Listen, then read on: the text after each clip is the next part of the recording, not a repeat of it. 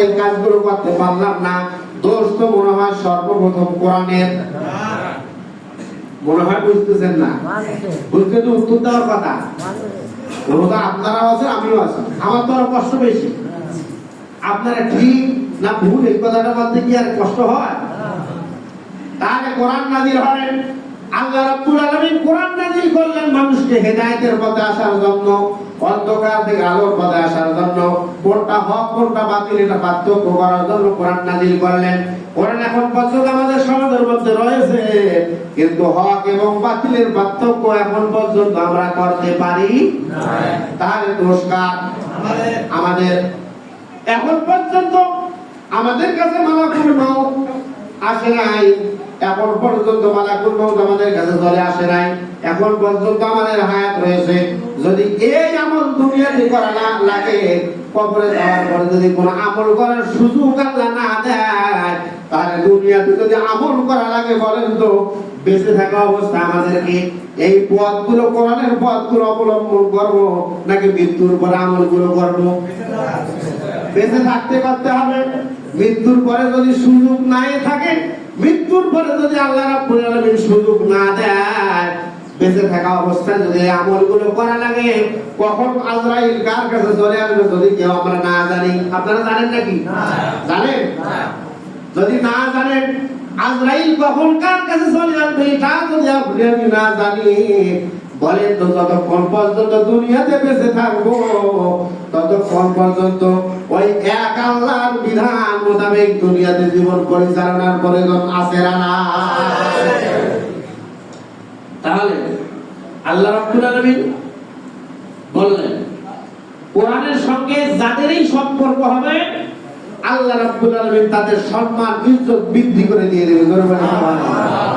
বিশ্বাস হয় না? বিশ্বাস হয়?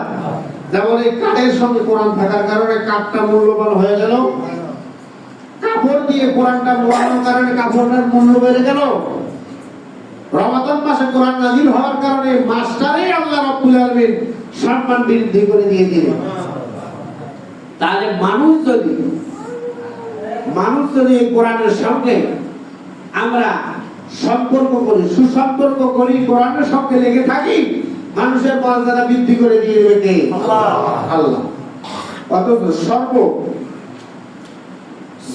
জাতি হিসাবে আল্লাহ রাব্বুল আলামিন আমাদেরকে তৈরি করেছেন, সর্বশ্রেষ্ঠ জাতি হিসাবে দুনিয়াতে পাঠালেন। সর্বশ্রেষ্ঠ যারা, তাদের পক্ষ থেকেই তো সর্বশ্রেষ্ঠ কাজগুলো হওয়ার কথা, ঠিক না?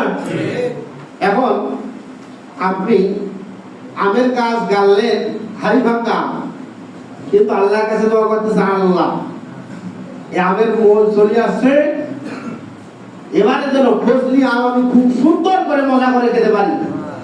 গাছ গাছের কিসের? কিসের? হাড়ি ভাঙা। খাইতে চাইতেছে কি? ফজলি। এটা যেমন সম্ভব নয়, এটা যেমন বুঝলেন দুনিয়াতে মানব রচিত আইনের পিছনে ছুটবেন, কোরআনের পথে আসবেন না, কোরআনের কথাগুলো শুনবেন না, ওই হাড়ি ভাঙা আমের গাছ রোপণ করার পরে যেমন ফজলি আম খাওয়া এটা বোকামি, দুনিয়াতে বেঁচে থাকা অবস্থায় মানব রচিত আইনের পক্ষে কাজ করে আবার জান্নাত যারা যেতে চায় এটাও তেমন বোকামি।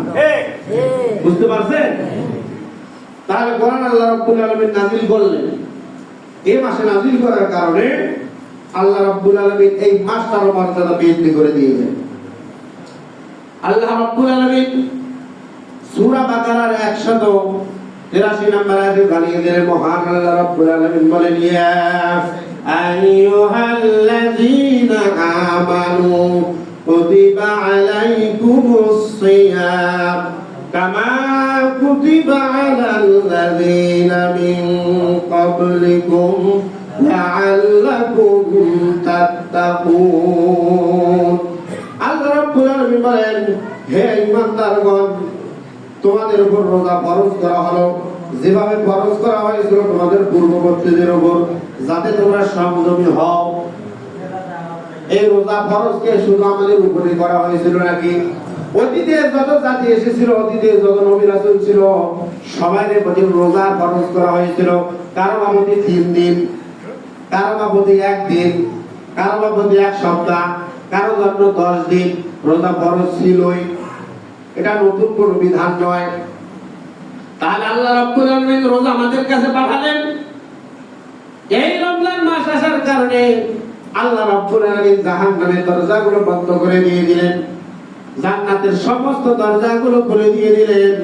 এরপর আল্লাহ বলেন, আস-সাওমুলি ওয়া নাজি, যে ব্যক্তি আমাকে রাজি খুশি করার জন্য রোজা রাখবে, আমি আল্লাহ রাব্বুল আলামিন স্বয়ং ওই বান্দাকে রোজার প্রতিদান আমি আল্লাহ রাব্বুল আলামিন ওই বান্দার সঙ্গে সাক্ষাৎ করব। জোরে বলে সুবহানাল্লাহ।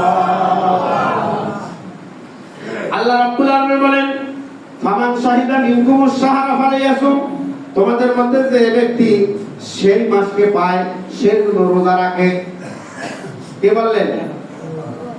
কে বলছেন এই কথা? ফামান শাহিদা মিনকুমুশ শাহরা ফালিয়াসুম, তোমাদের মধ্য থেকে যদি কেউ এই মাসটাকে পায় সে যেন রোজা রাখে।